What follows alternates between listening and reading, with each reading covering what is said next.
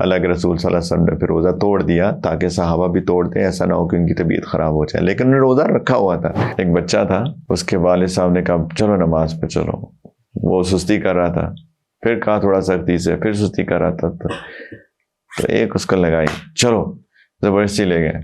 تو بچہ جو ہے نا کہ میرے والد صاحب نے مجھے مارا، بڑا ناراض تھا، کہتا ہے کہ 4 رکعت نماز اثر منہ طرف قبلہ شریف پیچھے سے امام کے پڑھوں ابا کے واسطے۔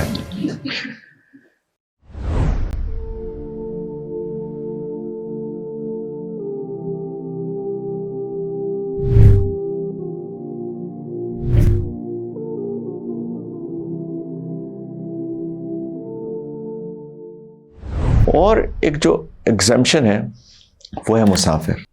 مسافر کی بھی شرعی ڈیفینیشن ہے، میں اس میں تفصیل میں تو جا ہی نہیں رہا کہ سفر ہوتا کیا ہے، شرعی سفر کیا ہوتا ہے، کس کو مسافر کہتے ہیں، لیکن سفر میں روزہ معاف ہے، لیکن اس کے اندر بھی تھوڑا سا ایک فقہی اختلاف ہے کہ اولا کیا ہے، پریفرڈ کیا ہے، رکھیں کہ نہ رکھیں۔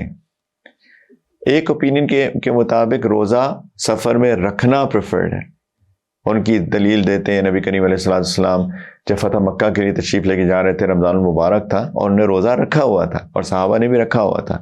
پھر ایک پورا واقعہ ہے کہ کچھ صحابہ کی طبیعت بگڑ گئی تو پھر اللہ کے رسول صلی اللہ علیہ وسلم نے پھر روزہ توڑ دیا تاکہ صحابہ بھی توڑ دیں، ایسا نہ ہو کہ ان کی طبیعت خراب ہو جائے، لیکن انہوں نے روزہ رکھا ہوا تھا۔ اس کو دلیل بنا کے کچھ فقہا کہتے ہیں کہ روزہ رکھنا پریفرڈ ہے، لیکن کچھ کہتے ہیں کہ نہیں، اللہ نے رخصت دی ہے تو پریفرڈ نہیں ہے۔ لیکن اینی وے ان فقہی اختلاف میں جانے کا کوئی ضرورت نہیں ہے، اگر کوئی رکھنا چاہے تو رکھے، کوئی نہیں رکھنا چاہے نہ رکھے۔ لیکن ایک چیز ذہن میں ضرور رکھیں کہ مسافر، اگر انسان روزے کا وقت شروع ہونے کے وقت ہو تب ایگزمپشن ہے۔ سمجھ میں آئی میری بات؟ مثال کے طور پہ کل میری فلائٹ ہے صبح 10 بجے اور روزہ شروع ہو رہا ہے مثال کے طور پہ صبح 5 بجے، رائٹ، اور کل رمضان ہے، تو 5 بجے تو میں مسافر نہیں ہوں۔ تو جب میرا وقت، جب روزہ شروع ہو رہا ہے اور میں مسافر نہیں ہوں، ابھی میرے پاس چوائس نہیں ہے، مجھے روزہ شروع رکھنا ہی رکھنا ہے کیونکہ فرض ہے میرے اوپر، رائٹ، مسلمان بھی ہوں الحمدللہ، عاقل بھی ہوں، بالغ بھی ہوں، تو روزہ مجھ کو رکھنا ہی رکھنا ہے۔ ہاں، جب سفر شروع ہو جائے، مسافر ہو جائے، اب اگر اس کو تنگی آ رہی ہے، پریشانی ہو رہی ہے، سر درد شروع ہو گیا، واٹ ایور، رائٹ، تو اب اگر وہ روزہ توڑ دے تو پھر اس کے اوپر کوئی ایکسپیشن نہیں ہے، اس کا کفارہ نہیں ہے۔ لیکن یہ چیز یاد رکھنے کی ضرورت ہے کہ مسافر کو چوائس ہے، لیکن اگر وہ فجر کا وقت شروع ہونے کے وقت مسافر ہو تب، ورنہ نہیں ہے۔ جزاک اللہ۔ روزے مختلف طرح کے ہوتے ہیں، فرض روزے تو رمضان کے روزے ہیں، ہم بات کر چکے ہیں۔ کچھ واجب روزے بھی ہوتے ہیں، مثال کے طور پہ روزوں کی قضا، روزے جو خواتین کے جو روزے رہ گئے حیض کی وجہ سے، نفاس کی وجہ سے، وہ ان کو قضا کرنے ہیں۔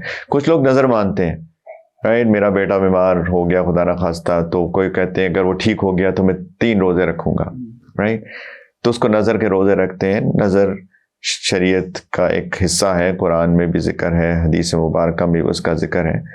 جو روزے رہ جائیں کسی کے کسی وجہ سے تو ان کو میک اپ کرنا میں بتا چکا ہوں۔ ہاں، کفارے کے روزے یہ بھی واجب ہے۔ اگر کسی نے جانتے بوجھتے رمضان کا روزہ توڑ دیا، جس کے بارے میں انشاءاللہ بات کریں گے تفصیل سے، کہ اس کو کفارہ دینا ہے، جو کہ 60 روزے ہیں مسلسل۔ مت توڑنا روزے بھائیوں، بڑا مشکل کفارہ ہے 60 مسلسل روزے رکھنا۔ لیکن میں آپ کو بتاؤں ایک بات، رکھے جاتے ہیں 60 روزے۔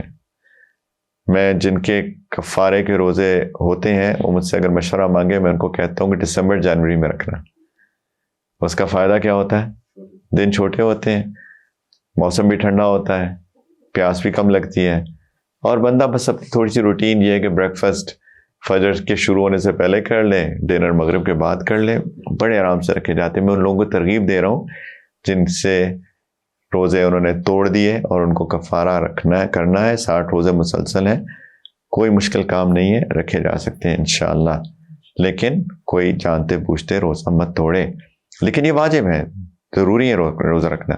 پھر کچھ سنت روزے ہیں، کچھ مستحب روزے ہیں، کچھ نفل روزے لوگ رکھتے ہیں، تو اس کی تفصیل میں ابھی میں نہیں چاہتا، وقت ہمارے پاس بہت نہیں ہے آج، لیکن کبھی انشاءاللہ تعالیٰ اس کے بارے میں تفصیل سے بھی بات کریں گے۔